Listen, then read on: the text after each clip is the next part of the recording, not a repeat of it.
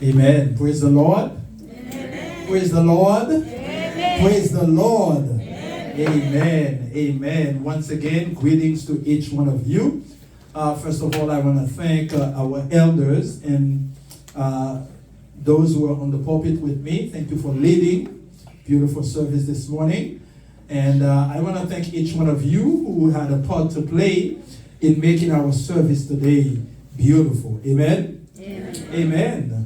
And so this morning, as I prepare to bring you the Word of God, my aim with this is not to preach you a sermon, but to speak to you and to cause you to come to a point to reflect.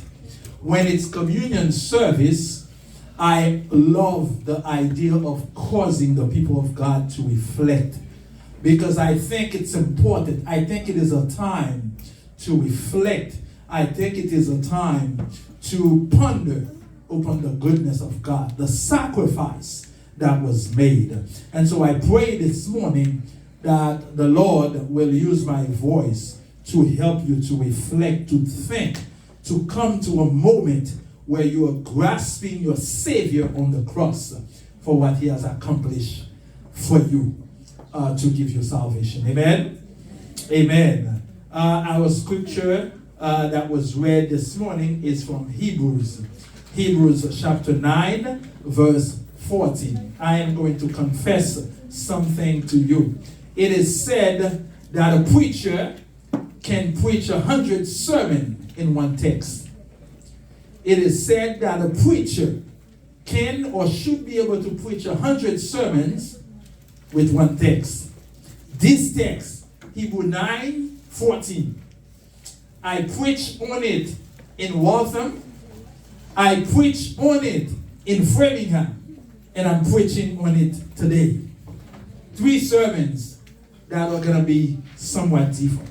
When I preach on this text in Waltham, the focus, the title of the message is the same. Never loses its power. In Waltham, what I presented was the blood of Jesus is the blood that never loses its power.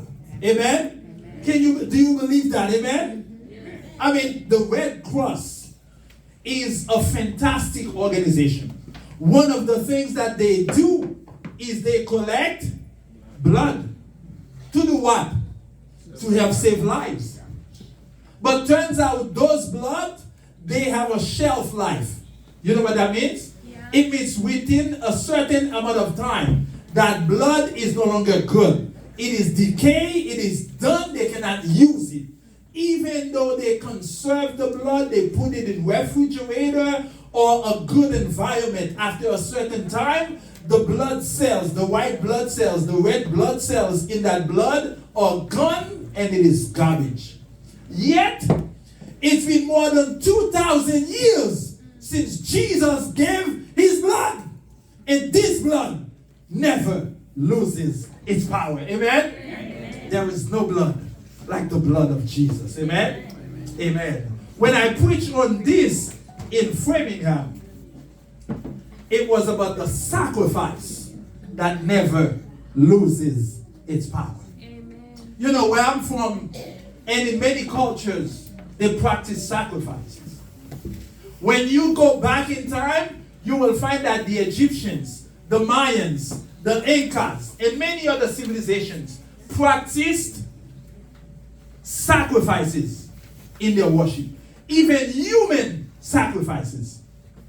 Where I'm from, as part of voodoo, Haitians still practice sacrifices of animals. Too often, they sacrifice chicken to call upon the evil spirit for the people that come to see the voodoo priest.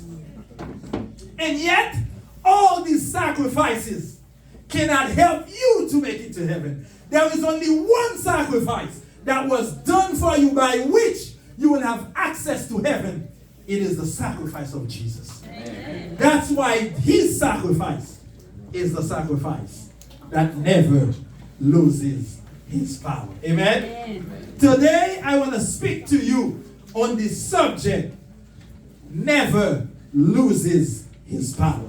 Jesus is the only priest, high priest, that never loses its power.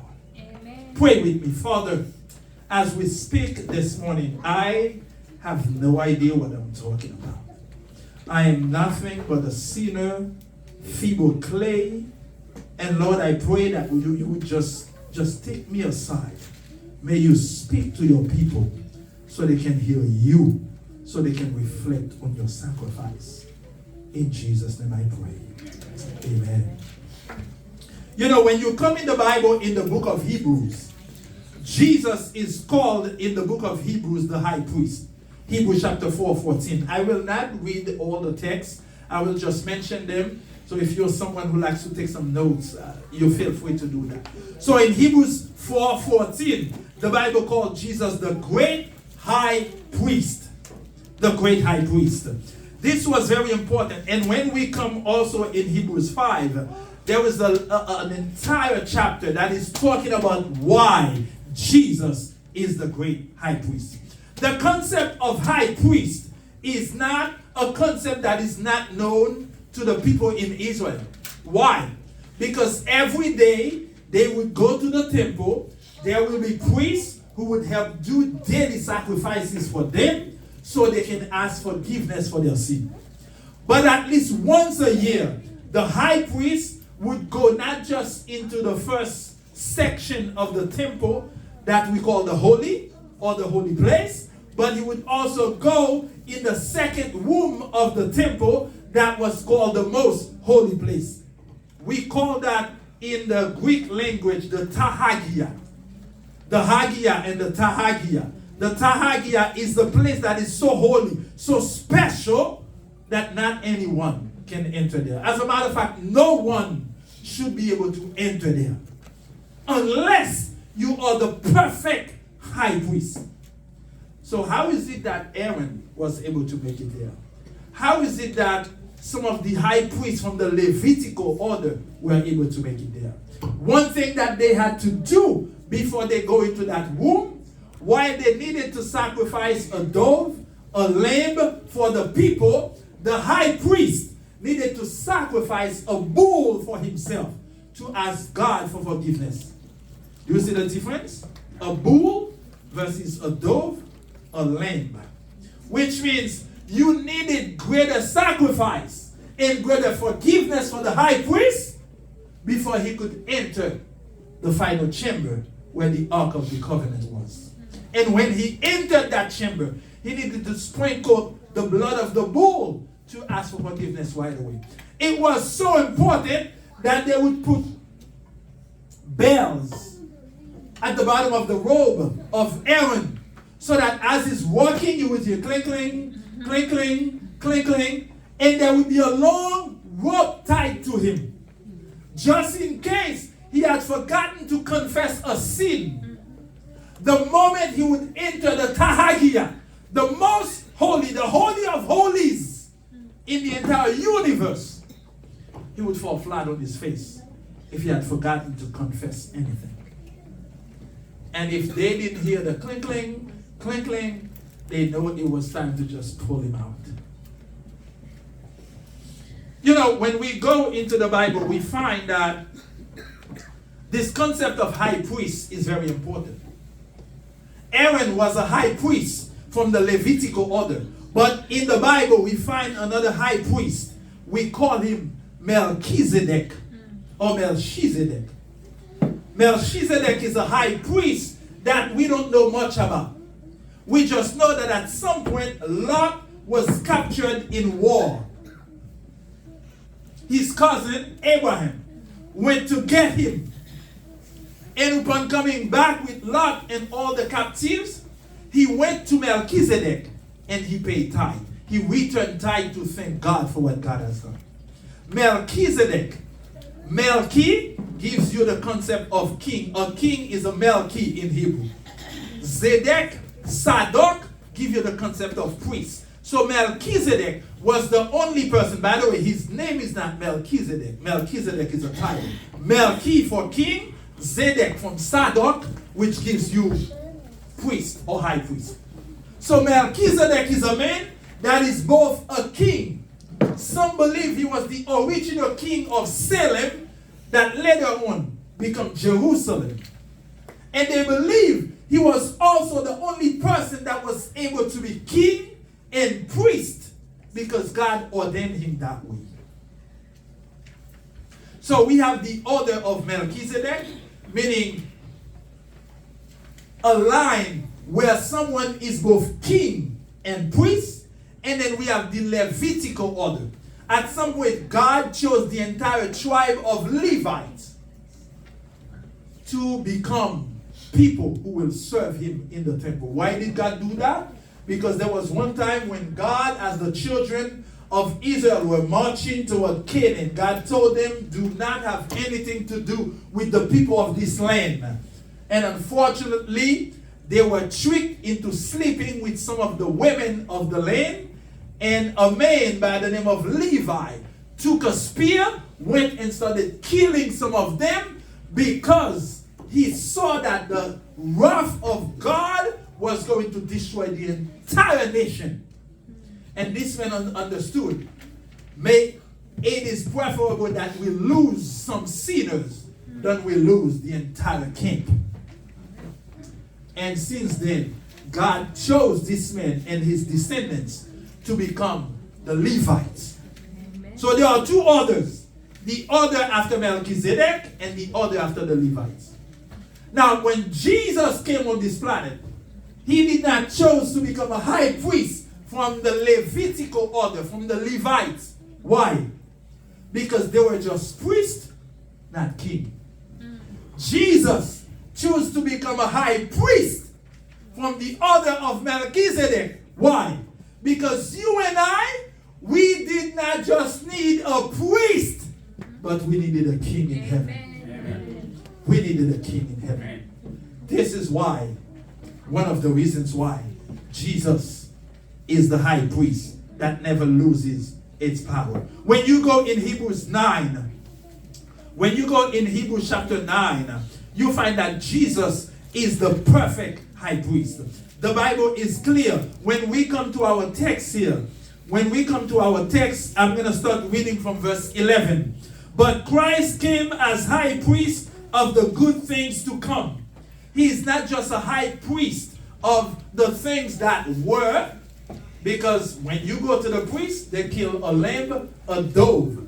That could only cleanse you in the moment, but could not truly provide forgiveness. Jesus came as the high priest of the good things to come, with the greater and the more perfect tabernacle. So Jesus is the high priest of good things to come, greater tabernacle. What else? That is not made with the hands of men. Verse 12, not with the blood of goats and calves, but with his own blood he entered the most holy place once and for all. So Jesus entered the Tahagia. He did not need the blood of a bull. He did not need the blood of a lamb. Why? Because the Bible says he himself, he is the perfect Lamb of God. Amen? So Jesus was able to enter the Tahagia, the holies of holies, on behalf of you and myself with his blood. He did not need a sacrifice. He entered once and for all. Aaron, his sons would enter and they would come out, because they cannot remain forever in the presence of God. Only God can remain forever in the presence of God. Amen. And Jesus decided to become man to go back to heaven, so that when he entered into the presence of God, that both God and men would inhabit the Tahagia, the holies of holies. This is why Jesus is the priest that never loses his power. At some point, Moses was not enough. At some point, Aaron was not enough.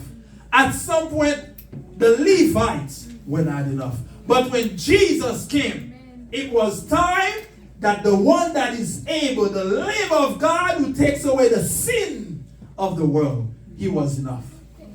He was enough to represent me, to represent you. Amen. You know, there are many priests. Sometimes I hear talks about some famous priests, right? I hear some talk about some famous priests. Sometimes we'll talk about the Pope, like it is the second coming of the Lord. No, the Lord is the second coming of the Lord, if you know what I'm saying. Sometimes people talk about certain cardinals from certain countries in Africa. I remember when South Africa was coming out of apartheid, there was a famous priest. Anybody remember his name? Yes.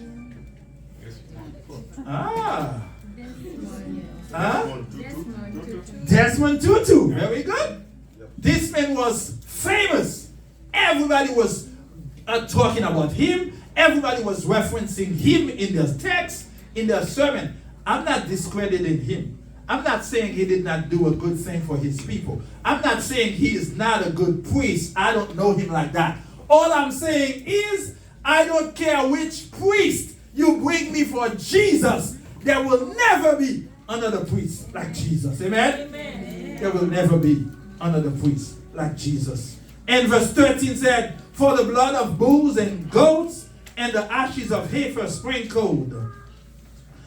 Sprinkling the unclean sanctifies for the purifying of the flesh. Basically, the Bible is saying, whatever sacrifice that was made to clean these people in Israel from the outside. Jesus is going to do something better. Verse 14 that was read, how much more shall the blood of Christ, who through the eternal Spirit offered himself without spot to God. Jesus is the only Lamb that is not having any spot. Though he came on this planet, he lived many years, he went back to heaven with no spot of sins. And the Bible says, cleanse. He is able to cleanse your conscience from dead works to serve the living God. Amen. Jesus is the only high priest that can use his sacrifice, his blood, his priestly ministry, not just to cleanse you from the outside, but to cleanse you from the inside. You can be cleansed all you want in the outside. If you are not cleansed on the inside, you are as dirty as you can imagine. Have you ever heard the concept of a dirty mind? Dirty mind? There are some people that you meet, and then you hear some of the things they have committed, and you ask yourself, how is that even possible? Conscience. When something is in your conscience, it affects you more than when it is on your body. If something is on my shoulder, I can brush it off. But if something is in my conscience, it's a different story. That's why you will know that somebody really accepted that they are guilty when you feel like that guilt is coming from their conscience. That's why you can bring a criminal in front of a judge and give him 100 years for life in prison. If in his conscience he is not seeing anything wrong with what he did, all the years that you give him is only punishing him on the outside. On the inside, there is no change. He will die a criminal. Jesus is the better high priest.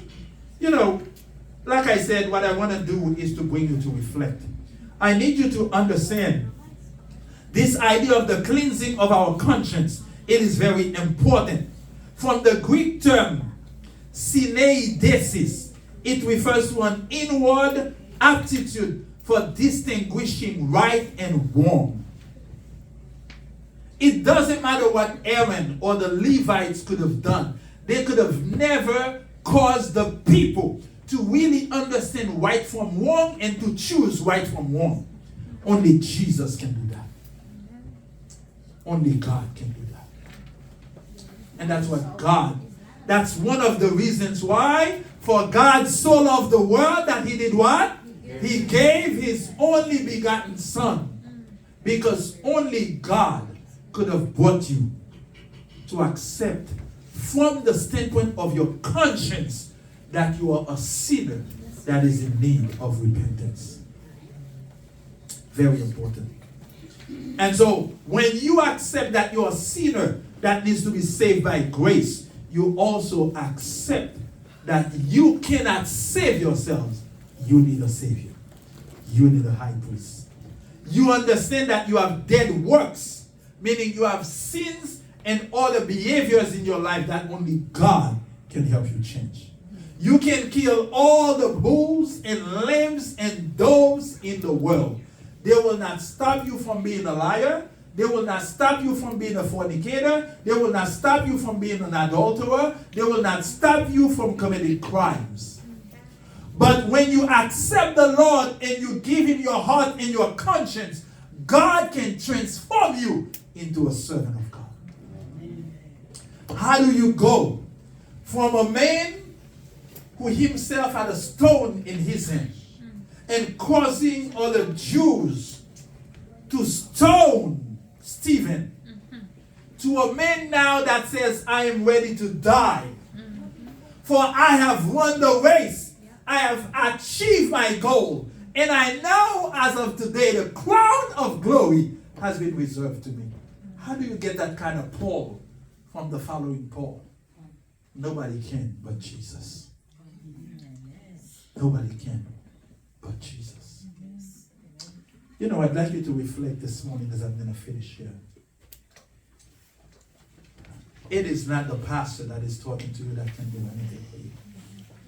The Bible says that Jesus is our mediator. When we go to verse 15, and for this reason, he is the mediator of a new covenant by means of death for the redemption of the transgressions under the first covenant, that those who are called may receive the promise of the eternal inheritance. You will not make it even close to the gates of heaven unless through Jesus. He is the way, the truth, and the only in him you will find salvation. And salvation starts when you realize I can't do it on my own. I need a high priest who can plead my case. Even if you fall, John says, remember that we have an advocate before the Father. His name is who? Jesus. And so this morning, as we are going to come to the table, there is no priest, there is no pastor, there is no bishop, there is no apostle. That's one of the new things now. At one point, everybody was a bishop. Now people are apostles. People are even prophets. Right? Are you hearing all of that? Yeah. And yet, they are not causing anybody to go to the true prophet, apostle, savior, minister, pastor, liberator that Jesus is. It seems everybody wants a piece of glory for them. Build a big church, have big followers, and then after that they can ride in beautiful cars. While the people they are serving are still suffering, not just under sin, but under poverty. This is not what the gospel is. The gospel is me pointing you to Christ, the Savior. If I cannot get you to gaze upon the cross and to realize that you need salvation from the source, I'm a charlatan. It doesn't matter what title I have, I'm a charlatan. I'm a performer. I'm an actor. And I don't want to be either. And so this morning, I'd like you to close your eyes with me. I'd like you to do this exercise. Close your eyes and focus. I'd like you to close your eyes. Close your eyes. Focus. When you think about Jesus and his sacrifice for you, what comes to mind? Because what I need you to do today is not to hear a nice sermonette, a reflection sermon, whatever you want to call it. It doesn't matter what I've said. That's not what's important. What's important is in your heart and your conscience right now, can you connect with Jesus? Can you see him face to face by faith? Can you in your heart right now confess to him your sins? Can you allow him to cleanse you, not just on the outside? If you need cleansing from the outside, I'm pretty sure you have a shower at home. But you need cleansing in your conscience, in your heart, in your mind, in your soul. Let Jesus cleanse you right now. Let his blood cleanse you right now. Forget that there is anybody in this room right now. Forget that there are people sitting next to you. Forget that. Just see Jesus face to face right now. Just see Jesus face to face right now. Allow him to cleanse you from any dead works. Allow Jesus to speak to you, to reach you where you are. Allow God to bring you out of whatever darkness that may be looming over you, and allow him to come to you. The song says, face to face with Christ my Savior. Face to face, what will it be? When with rapture I behold him, Jesus Christ, who died for me. Face to face shall I behold him, far beyond the starry sky.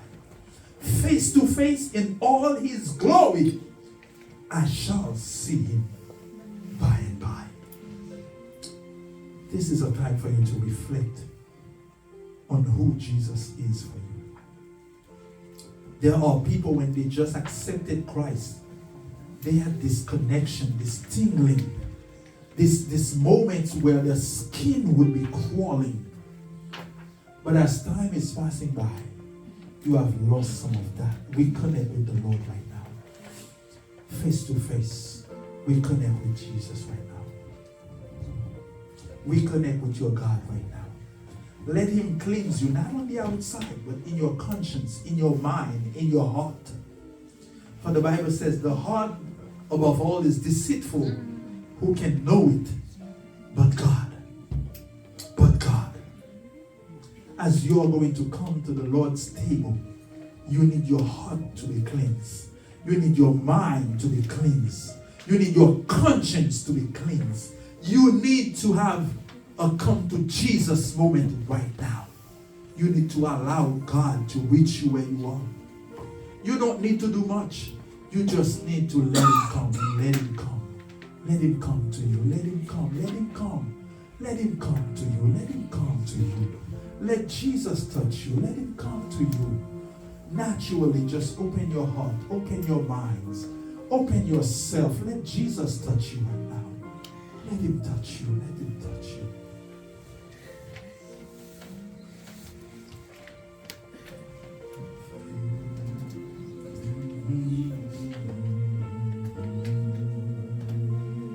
Take your time in prayer.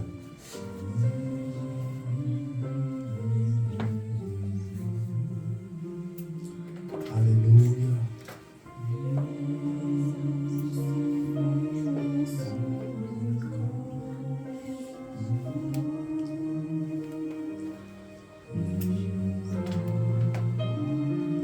As you're finishing this prayer in your heart, have you felt yourself connected with God? Do you feel connected with your Savior? Can you look at him on the cross right now? Can you see his suffering? Can you see his piercings? Can you see what it took for you to be saved, to be called a child of the living God? As you're finishing this prayer, gaze upon your Savior. Look at him on the cross. Seize him by faith. And allow him to cleanse you from your conscience to your mind to your heart.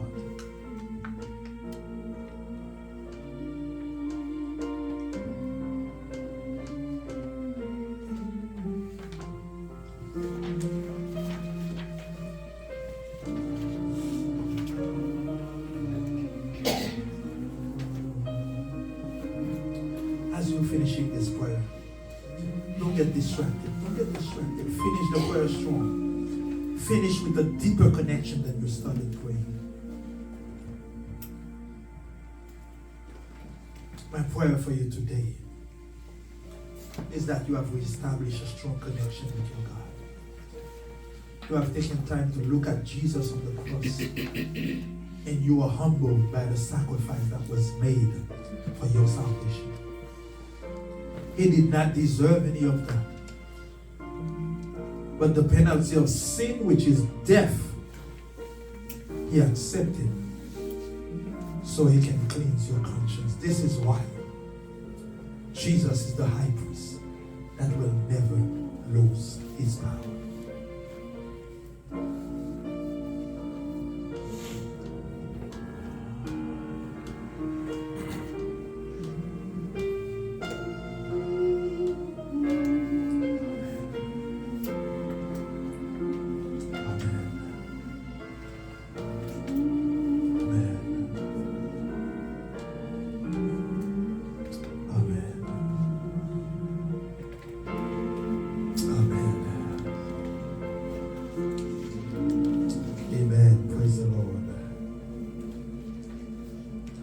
Praise the Lord. Hallelujah. Amen. Amen.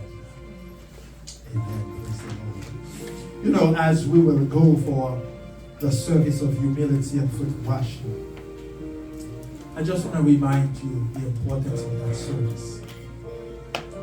This is not a service that is done to wash somebody's feet. And this is why I don't often like to refer to it as foot washing. I much rather often say the service of humility.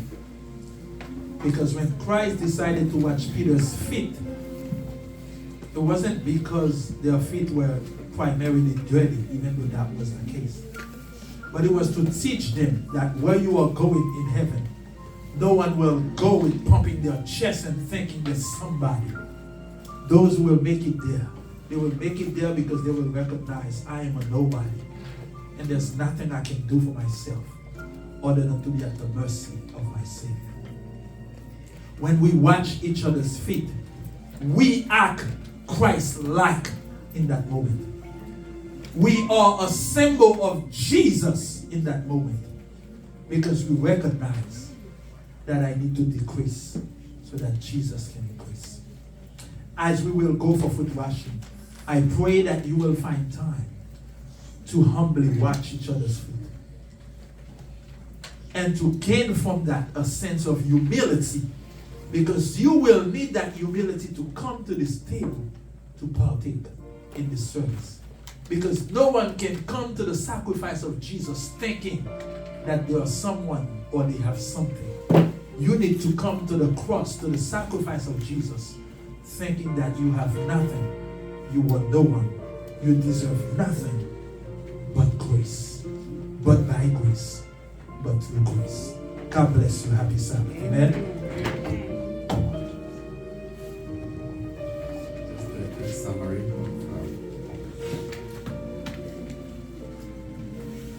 obufunze ennyo olw'obudde. Omusumba abadde ayogera ku ssaddaaka etaliggwaawo, essaddaaka ya Mukama waffe Yesu Kristo. Tugambye nti mu ndagaano enkadde bakabona, kabona asinga obukulu yayingiranga mu kifo ekisinga obutukuvu omulundi gumu mu mwaka, naye nga tanayingirayo yasookanga okuwaayo ssaddaaka olw'ebibi bye aleme okufiirayo munda mu kifo ekisinga obutukuvu. Era ssaddaaka eno yasalanga ente ennume ennene, n'agenda n'omusaayi ogwo ne yeenenya ebibi bye byonna, kubanga singa yayingirangayo nga waliwo ekibi kyatendenyezza yafiirangayo. Enkola eno yaliwo mu ndagaano enkadde, naye tukiraba nti obwakabona obwo newankubadde bwali bukulu nnyo mu Isirayiri, bwatuuka ekiseera ne bukola ki? Ne buggwaawo. Era olwaleero tebakyawaayo zisaddaaka ezo. Obwakabona obwo bwakola ki? Bwaggwaawo. Naye Mukama waffe Yesu Kristo obwakabona bwe tebugenda kuggwaawo emirembe gyonna. Yayingira mu kifo ekisinga obutukuvu, si na musaayi gwa bisolo wabula n'omusaayi gwe gwennyini. Ye saddaaka ye ekimwawula ku saddaaka ziri ezaali mu ndagaano enkadde nti luli bo bali basalanga ebisolo tebayingirangayo na musaayi gwabwe, naye Yesu Kristo yayingira mu kifo ekisinga obutukuvu gyali n'essaawa y'olwaleero yayingirayo n'omusaayi gwe gwennyini gwe yayiwa ku musalaba egologoosa. So batugambye nti omusaayi gwa Yesu oba saddaaka ya Yesu yeyoka erimu amaanyi agasobola okutukuza kungulu ate ne munda. Mu Yesu Kristo mu saddaaka eno mukka mwe tujja okuwonyezebwa olw'ebyo byonna ebitutawaanya ebirabika n'ebitalabika. Yeyeka asobola okutereeza ebirowoozo byaffe n'abirongoosa. Tewaliiwo kintu kyonna kiyinza kutereeza mulayini. Atugambye nti ne bwe bakutwala mu kkomera ne bakusiba emyaka 10, ekkomera teriyinza kutereeza ebirowoozo byo singa gwoba tosazeewo kuwona. Naye bwe twewaayo eri Mukama waffe Yesu Kristo era ne tumalirira okuwaayo ebibi byaffe, saddaaka ye n'olwaleero erimu amaanyi agasobola okutulokola, okutukyusa ne tufuuka abantu abalongoofu. Tugenda kunaazaganya ebigere ng'akabonero ak'obuwombeefu. Mukama waffe Yesu Kristo yennyini yanaaza abayigirizwa be ebigere, yakkakkana n'abanaaza ebigere. Emmeeza ya Mukama waffe Yesu Kristo tesembebwako abantu ab'amalala oba abantu abeegulumiza. Oteekeddwa okubeera omuntu omuwombeefu, omuntu omukakkamu. Kyekikolwa kye tugenda okukola okunaaza ebigere. Atugambye nti nga tuli eyo tuleme kitwala ng'ekyomuzannyo wabula kikolwa ekiraga akabonero ak'obuwombeefu, akabonero ak'okukkakkana. Abo bokka abakkakkanye wansi ku bigere bya Yesu be bokka abasobola okulokolebwa okuyita mu saddaaka ya Mukama waffe Yesu Kristo. Mukama abo omukisa nga tugenda okunaaza ebigere. We'll conclude this session with a song in Luganda version 119. The English one, CH 5-7. Yakusaba muyembisa kulembera. Tugenda kuyimba nga wefuluma. So we'll sing the song as we go out before the service.